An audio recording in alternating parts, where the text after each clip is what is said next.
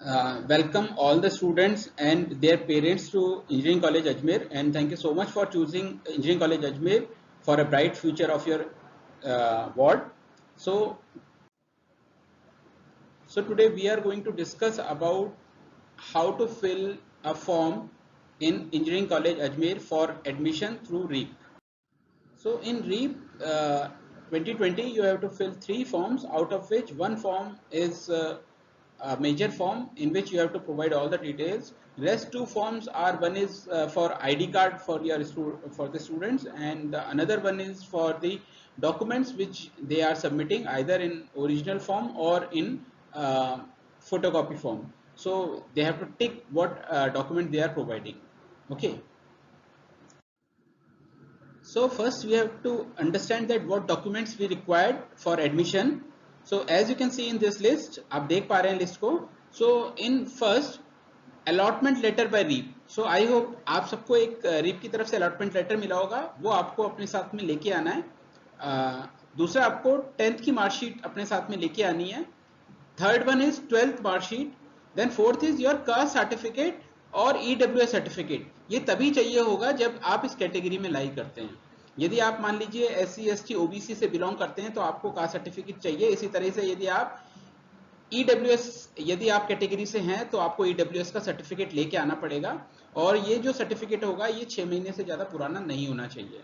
यदि आपके पास caste certificate या EWS सर्टिफिकेट नहीं है तो उस केस में आपको 100 रुपए के नॉन जुडिशियल स्टैंप पर एफिडेविट बनवा करके देना होगा कि आप इसको कितने समय तक हम कॉलेज को डिपॉजिट करा देंगे. तो ये आपको साथ में लाना पड़ेगा यदि आपके पास ये दोनों नहीं है और आप इस कैटेगरी में आते हैं. Then fifth one is your Aadhaar card. Aadhaar card की आपको कॉपी लेके आनी है और ओरिजिनल भी अपने साथ ही रखना है. देन मेडिकल और फिटनेस सर्टिफिकेट, ये आपके पास रीप की साइट पे आपको प्रोवाइड किया हुआ है एक परफॉर्मा, वहीं से आपको लेना है और उसको भरना है. Then seventh is your domicile certificate, यानी आपका मूल निवासी प्रमाण पत्र. आप जहां से भी मूल निवासी हैं उसका ओरिजिनल डॉक्यूमेंट आपको साथ में लेके आना है. Then eighth is income certificate. Income certificate सिर्फ TFWS कैटेगरी को ही देना है, बाकी लोगों को नहीं देना है. Then we have physical handicap certificate. यदि आप फिजिकल हैंडीकैप कैटेगरी में सेलेक्ट हुए हैं तो आपको PH का सर्टिफिकेट साथ में लगाना पड़ेगा, जो भी डॉक्टर से आपको मिला है वो आपको यहाँ पे लगाना पड़ेगा. देन 3 पासपोर्ट साइज फोटोग्राफ्स आपको अपने साथ लेके आनी है, जिसमें से एक आपकी आईडी कार्ड पे लगेगी, एक आपके मेन फॉर्म पे लगेगी और एक और आपके आगे के लिए हमें चाहिए होगी. So these are the documents, और इन सभी डॉक्यूमेंट्स की आपको एक फोटोकॉपी सेट अपने साथ में लेके आनी है. ओके.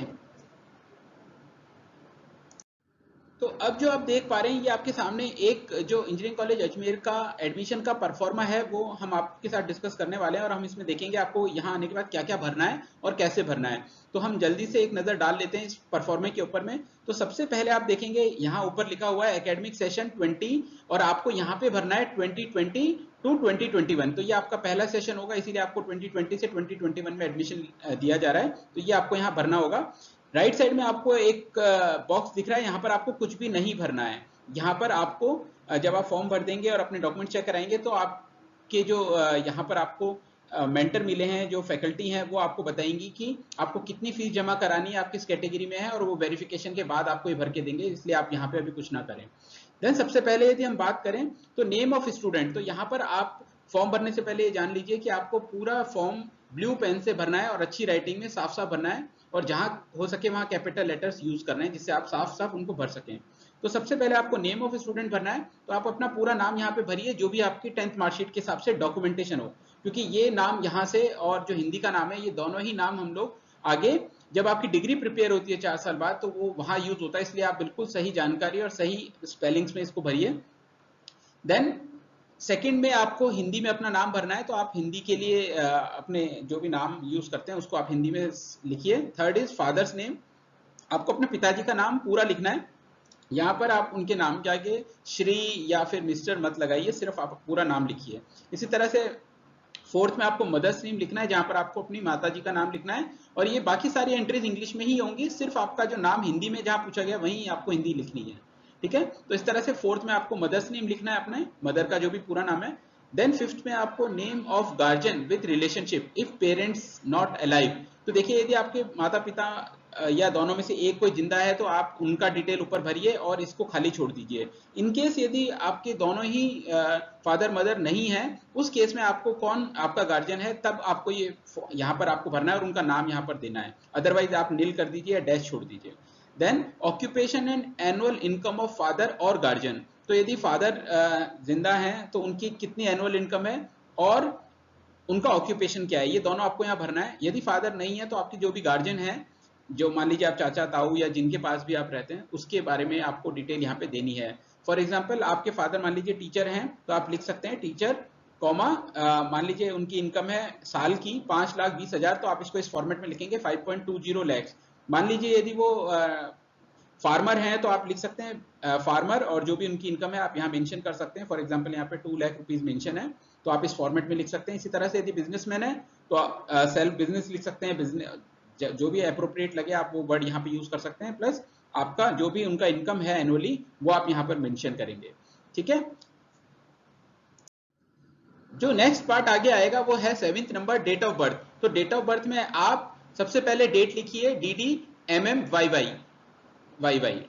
ठीक है, तो सबसे पहले मंथ आप डेट लिखनी है आपको, जो भी आपकी डेट है, उसके बाद आपको मंथ लिखना है। मान लीजिए आपका मार्च है तो 03 लिखेंगे। इसी तरह से ईयर आपका जो भी है आप यहाँ पर मेंशन करिए। आप इसमें 02 या 03 मत लिखिए, इसमें आप पूरा लिखिए 2002 2003 लाइक दिस। देन 8th में आपके पास नेशनलिटी है, I guess most of the students are Indian nationality, तो आप इंडियन ही लिखिए। यदि आप कहीं बाहर से बिलोंग करते हैं, आपकी नेशनलिटी बाहर की है, तो आप वो भी यहाँ पर लिखेंगे। Then what is your status, आप मैरिड हैं अनमैरिड हैं, आप यहाँ पे लिखिए। I guess most of you are unmarried, so you can write unmarried. यदि आप में से कोई मैरिड है तो आप यहाँ पर क्लियरली लिखेंगे married. Then in 10th you have to write male और फीमेल, तो आपका जो भी जेंडर है आप यहाँ पर मेंशन करेंगे। For example it is written here male. 11th में आप बताएंगे रूरल और अर्बन, या आप शहरी क्षेत्र में रहते हैं या गांव क्षेत्र में रहते हैं। फॉर एग्जाम्पल आप मान लीजिए जयपुर में रहते हैं तो आप उसके लिए लिखेंगे अर्बन, और यदि मान लीजिए आप गांव में रहते हैं, मान लीजिए आप कहीं छोटी कस्बे में रहते हैं, तो वहां पर आप रूरल यहाँ पर भरेंगे। ओके, देन 12th नंबर पे है आधार कार्ड नंबर। तो आप सभी के पास आधार कार्ड होगा, उसका नंबर आपको यहाँ पर लिखना है, जो भी आपके पास में दिया हुआ है आधार के ऊपर वो आपको यहाँ मेंशन करना है क्लियरली। देन 13 नंबर में ब्लड ग्रुप, तो आपका जो भी ब्लड ग्रुप है यदि आपको पता है तो आप यहाँ मेंशन करिए, यदि आपको नहीं पता है तो आप यहाँ पर डैश मार दीजिए, ब्लैंक छोड़ दीजिए, आपको नहीं भरना है कुछ भी। देन 14 नंबर पे एडमिटेड अंडर कैटेगरी, आप किस कैटेगरी में एडमिटेड हैं। मान लीजिए आप जनरल कैटेगरी से हैं, आप SC ST OBC MBC SBC TSP या फिर TFWS EWS physical handicap PH KM Kashmiri migrant ex serviceman, आपकी जो भी कैटेगरी है उस कैटेगरी को आप यहाँ पर शॉर्ट में लिख दीजिए, इन्हीं में से जो भी आपको अप्रोप्रिएट लगती है। बाई चांस आपको यदि कंफ्यूजन है तो आप इसको खाली छोड़ दीजिए। देन सब कास्ट, यदि आप मान लीजिए किसी माइनॉरिटी में आते हैं तो आप यहाँ पर अपनी सब कास्ट स्पेसिफाई करेंगे कि आप किस माइनॉरिटी की सब कास्ट में आते हैं। Okay, then 16th is competitive exam pass for admission, तो आप रीप में एडमिशन के लिए कैसे एलिजिबल हुए, आपने 12th पास किया है या आपने जेई क्लियर किया है, तो आपने जो भी जिस बेस पे यहाँ पर एडमिशन मिल रहा है आपको वो यहाँ लिखना है। तो I guess most of you are from 12th category, तो आप यहाँ पे 12th लिखिए। यदि आप जेई के थ्रू आ रहे हैं तो आप JEE जेई यहाँ कैपिटल में लिखिए। रोल नंबर आपको यहाँ पर लिखना है, आप यदि 12th से आए हैं तो 12th का रोल नंबर लिखना है, जेई से आए हैं तो जेई का यहाँ पे आपको रोल नंबर लिखना है। एंड देन मेरिट नंबर, ये मेरिट नंबर आपको भरनी है जो भी मेरिट आपकी रीप के अंदर में आई है। तो आपको जब रीप में एडमिशन मिला है तो आपकी एक मेरिट जरूर आपको मिली होगी, तो वो आपको यहाँ पे लिखनी है कि आपको कितनी मेरिट मिली है रीप में। ठीक है, तो वो आपको देख के यहाँ पे भरनी है। Then address for correspondence with parents, तो देखिए फ्यूचर में 4 सालों की डिग्री के दौरान कई बार आपके कई लेटर्स हमें यहाँ से पोस्ट करने होंगे और हम लोगों की कई तरह की कॉरेस्पॉन्डेंस आपके घर के साथ होगा। और आफ्टर ग्रेजुएशन ऑल्सो कई बार हमारे डॉक्यूमेंट्स जो होते हैं वो हम लोग यहाँ पर चेक करते हैं। Even after your some job placement, उसके बाद भी यदि हमारे पास वेरिफिकेशन के लिए आता है तो हम इसी चीज से चेक करते हैं कि आपका परमानेंट एड्रेस क्या था। तो आप यहाँ पर अपना पेरेंट्स का परमानेंट एड्रेस लिखेंगे, जो भी आपका एड्रेस है वो यहाँ से शुरू करते हुए आपके पास 2 लाइन है इसमें भरेंगे। यहाँ पर आपको अभी अपनी डिस्ट्रिक्ट नहीं भरनी है, डिस्ट्रिक्ट की आप नीचे देखेंगे डिस्ट्रिक्ट के अलग से लाइन है, तो डिस्ट्रिक्ट यहाँ भरनी है, आपका जो भी स्टेट है वो आपको यहाँ भरना है और उसका पिन कोड भरना है। तो ये इन्फॉर्मेशन आपको यहाँ प्रोवाइड करानी है। देन 18 नंबर पे parents telephone number with STD code. तो देखिए यदि आपके घर में लैंडलाइन है तो आप इसको भरिए एसटीडी कोड भरते हुए। फॉर एग्जांपल अजमेर का 0145 है और आपका नंबर जो भी हो सकता है वो आप नंबर डाल दीजिए। यदि आपके पास ये नंबर नहीं है, लैंडलाइन नहीं है, तो आप इस पर डैश मार दीजिए, ठीक है। देन इसके सामने ही लिखा है 18th में मोबाइल नंबर। तो मोबाइल नंबर आपके जो भी पेरेंट्स का है, फादर का या मदर का, वो आप यहाँ पर दे सकते हैं, ठीक है। तो आपको फुल नंबर यहाँ पर देना है। देन 19th है स्टूडेंट कॉन्टैक्ट नंबर। यहाँ आप अपना खुद का मोबाइल नंबर देंगे, क्योंकि आगे फ्यूचर में आपको जब भी कॉन्टैक्ट किया जाएगा कॉलेज की तरफ से तो हम इसी नंबर पे आपको कॉन्टैक्ट करेंगे। देन 20th में स्टूडेंट्स ईमेल आईडी। तो देखिए आपका खुद का ईमेल आईडी होना बहुत जरूरी है, आप वही यहाँ पर डालिए। कई लोग यहाँ पर अपने पेरेंट्स का डाल देते हैं और बाद में उनको कोई भी मेल कॉलेज की तरफ से नहीं मिलती है। तो आप कोशिश करिए कि आप अपना खुद का जीमेल आईडी यहाँ पर डालिए और हम उसी पे आपसे आगे चल के कोरस्पोंडेंस करेंगे और ये आपका ऑफिशियली ईमेल बन जाएगा जिस पर हम कॉलेज की तरफ से आपसे कोरस्पॉन्ड करेंगे। तो कोशिश करिए यहीं पर ही अपना ईमेल डालिए, और नहीं है तो आप बना भी सकते हैं, कुछ मिनट्स का काम है, आप अपना ईमेल क्रिएट कर सकते हैं। Okay, then the next part is 21. Here you have to write present address of student in Ajmer. तो देखिए यदि आप अजमेर आ चुके हैं और कोई यदि आपने रेंट के हिसाब से रूम ले लिया, पीजी ले लिया, तो आप उसका एड्रेस यहाँ पर लिख सकते हैं। यदि आप अभी अभी आए हैं और आपने अभी तक कोई ऐसा प्लेस नहीं लिया है तो आप इसमें नील लिख दीजिए, खाली छोड़ दीजिए। इसी तरह से यदि आपने इसको ले लिया है तो आप उन जहां पर भी आपने लिया है तो वहां का कॉन्टेक्ट नंबर, मान लीजिए आपने किसी घर को लिया है तो आप वहां पर उनके लैंडलॉर्ड का नंबर दे सकते हैं या फिर जो आपके पड़ोस में रहते हैं उनका नंबर दे सकते हैं, जिससे कि आपको कांटेक्ट किया जा सके अजमेर के अंदर में, ठीक है। इसी तरह से 22nd है address of local guardian to be contacted in emergency. तो यदि मान लीजिए आपका कोई लोकल गार्जियन है अजमेर में ही तो आप उनकी डिटेल दे सकते हैं। यदि आपके कोई रिश्तेदार हैं या कोई फ्रेंड हैं या फैमिली फ्रेंड हैं तो आप उनकी डिटेल दे सकते हैं और उनके कॉन्टेक्ट नंबर यहाँ पर आप दे सकते हैं लोकल गार्जियन के। लोकल गार्जियन मतलब जो अजमेर में रहते हो, ठीक है। लेकिन यदि नहीं रहते हैं तो आप इसको भी खाली छोड़ दीजिए, नील कर दीजिए यहाँ पर। देन 23rd में name of the railway station nearest to home town for railway bus concession. देखिए 4 साल में जब बच्चा यहाँ रहता है तो वो बार बार छुट्टियों के अंदर में अपने घर जा सकता है और उसका कुछ पैसा गवर्नमेंट की तरफ से वेव किया जाता है, माफ किया जाता है, वो कंसेशन उसको मिलता है। लेकिन हम कंसेशन वहीं तक देते हैं जहां तक के लिए वो एलिजिबल होता है। तो आप जहां के भी रहने वाले हैं वहां का आप एड्रेस यहाँ पर स्टेशन का नाम डाल दीजिए। मान लीजिए कुछ बिहार से हैं और वो भागलपुर के रहने वाले हैं तो वो भागलपुर यहाँ लिख सकते हैं। कुछ यूपी के हैं तो वो वहां का पर्टिकुलर स्टेशन जो भी उनके गांव के या शहर के नजदीक है उसका नाम लिख सकते हैं। तो यहाँ से ये वेरीफाई किया जाएगा कि आपको कहाँ तक के लिए कंसेशन दिया जाना है। तो लॉन्गेस्ट जो आप अजमेर से लेके हम वहां तक के लिए आपको कंसेशन बना के देंगे आपकी छुट्टियों के दौरान। तो ये आपको वहां का भरना है जो भी आपका बस या नियरेस्ट रेलवे स्टेशन है उसके लिए। ओके, देन 24th में एडमिटेड इन काउंसलिंग। तो आप कौन सी काउंसलिंग में यहाँ एडमिट हुए हैं? तो फर्स्ट काउंसलिंग जो थी वो आउट ऑफ राजस्थान वालों की थी जो ऑलमोस्ट खत्म हो चुकी है। अभी जो एडमिशंस चल रहे हैं वो सेकंड काउंसलिंग के लिए चल रहे हैं। तो सेकंड काउंसलिंग का मतलब है कि जो भी इनसाइड राजस्थान वाले लोग हैं वो इसके अंदर आए हैं तो वहां पर आपको सेकंड भरना है। यदि आप मान लीजिए सेकंड के बाद भी इंटरनल स्लाइडिंग में पार्टिसिपेट कर रहे हैं और इंटरनल स्लाइडिंग के बाद आपका यदि ब्रांच चेंज हुआ है या आपको सीट अलॉट हुई है तो इंटरनल स्लाइडिंग लिखेंगे और ये सब राउंड खत्म हो जाएंगे और डायरेक्ट में यदि आप एडमिशन लेते हैं तो इस फॉर्म में आप डायरेक्ट भरेंगे। ओके, 25th में नेम ऑफ कॉलेज, ये आपको तभी भरना है जब आप किसी और कॉलेज से ट्रांसफर होके आएंगे। यदि आपका fresh admission engineering college Ajmer में तो आप इसको खाली छोड़ दीजिए। यदि मान लीजिए आपका पहला admission suppose MBM engineering college में हुआ है और अपवर्ड मूवमेंट में आप इंजीनियरिंग कॉलेज अजमेर लेते हैं और आपको ये कॉलेज मिला है तो आप यहाँ पर भरेंगे एमबीएम इंजीनियरिंग कॉलेज, क्योंकि यहाँ से आप ट्रांसफर होके आए हैं। अदरवाइज आप इसको खाली छोड़ दीजिए, ठीक है। और अपवर्ड मूवमेंट में किसी भी कॉलेज से यदि आप चेंज होकर इंजीनियरिंग कॉलेज अजमेर में आए हैं तभी आपको ये फॉर्म भरना है, ये पर्टिकुलर 25th पार्ट भरना है। अदरवाइज आप इसको ब्लैंक छोड़ दीजिए, डैश मार दीजिए। देन 26th आपकी एजुकेशन क्वालिफिकेशन की डिटेल है। इसमें आपको कुछ डिटेल्स भरनी है related to secondary and senior secondary, और डिप्लोमा के लिए भी ये है लेकिन अभी डिप्लोमा के एडमिशंस नहीं हो रहे हैं इसलिए आपको अपनी 10th और 12th की डिटेल यहाँ डालनी है।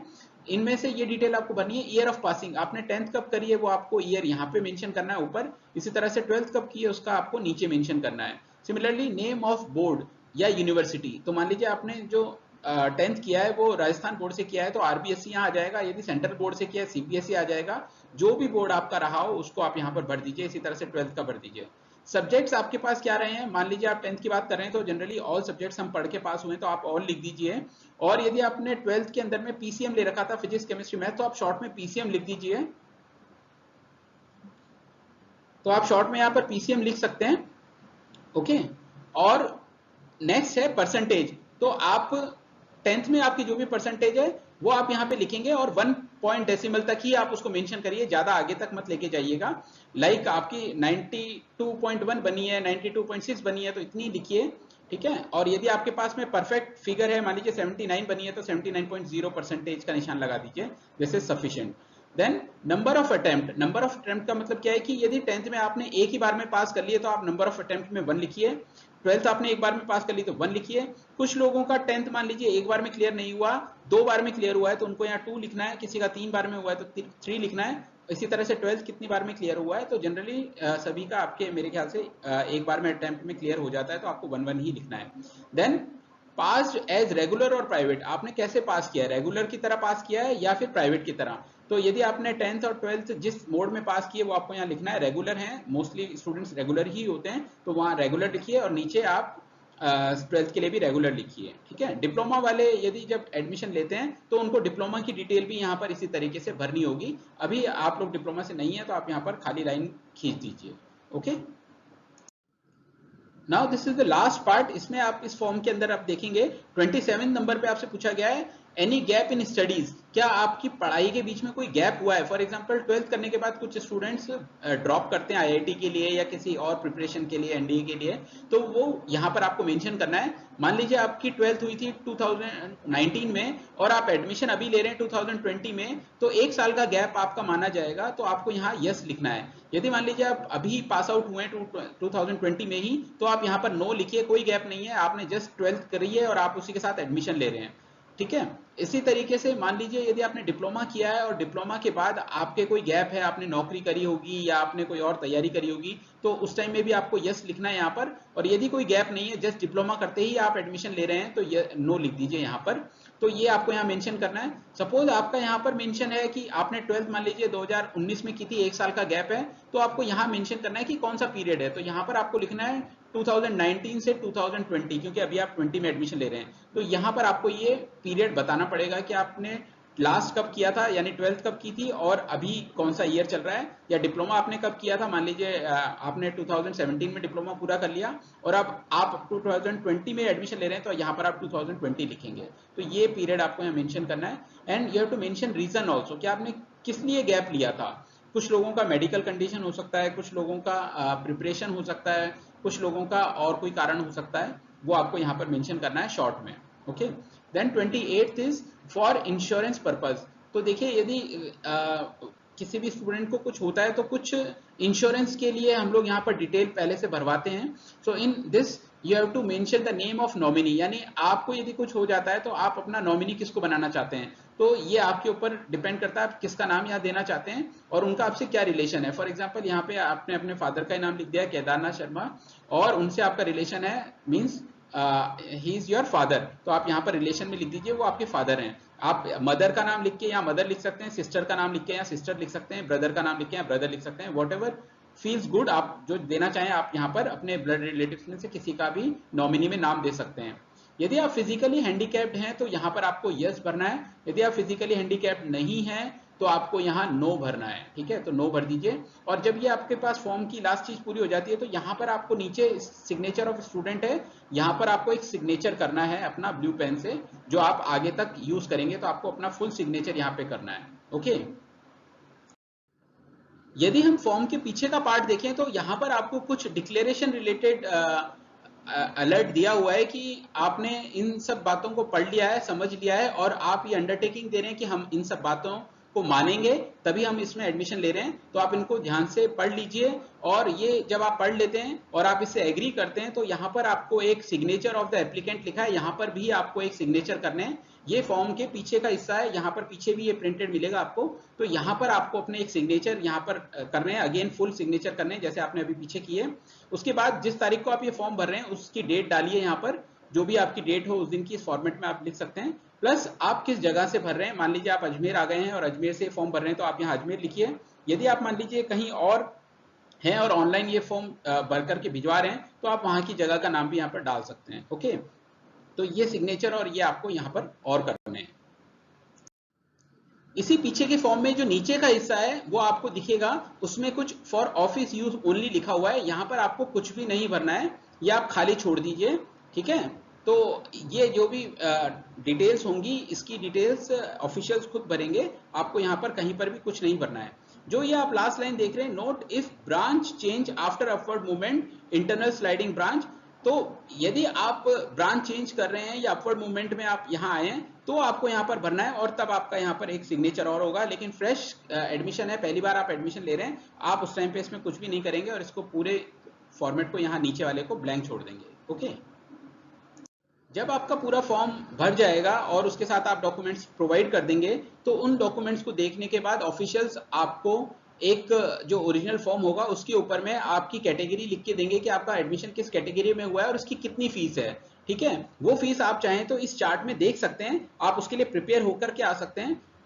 यहाँ पर आपको अलग अलग कैटेगरीज की फीस लिखी हुई है। फॉर एग्जांपल यदि आप एसएफएस में लेते हैं तो एसएफएस में कोई और कैटेगरी नहीं होती है, सिर्फ एसएफएस होता है, मेल फीमेल या एससी एसटी उसमें कोई नहीं मिलेगा, उसमें एक ही फीस है। तो बीटेक फर्स्ट सेमेस्टर की फीस 36,700 है, ये आपको फर्स्ट सेमेस्टर की अभी इनिशियली जमा करानी होगी बाय ऑनलाइन मेथड, ठीक है। तो ये आप करा सकते हैं। यदि आप कॉलेज में आते हैं तो यहाँ पर अकाउंट सेक्शन है ओल्ड बिल्डिंग में, वहां पर जाकर के आपको ये फीस जमा करानी है। ये फीस तब जमा होगी जब आपके फॉर्म भर जाएगा और आपके डॉक्यूमेंट्स चेक कर लिए जाएंगे, उसके बाद जब आपको फॉर्म के ऊपर में ऑफिशियल साइन करके देंगे और फीस लिख के देंगे, उसके बाद ही जाके आपकी फीस जमा होगी।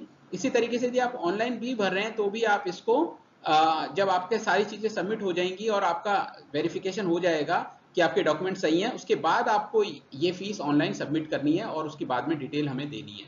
ओके, इसी तरह से गवर्नमेंट एडेड सीट्स हैं जो इंजीनियरिंग कॉलेज अजमेर की, यदि आपका एडमिशन गैस में हुआ है, GAS that stands for government aided seats, तो यदि गैस में आपका हुआ है तो आपको फीस देनी है 24,200।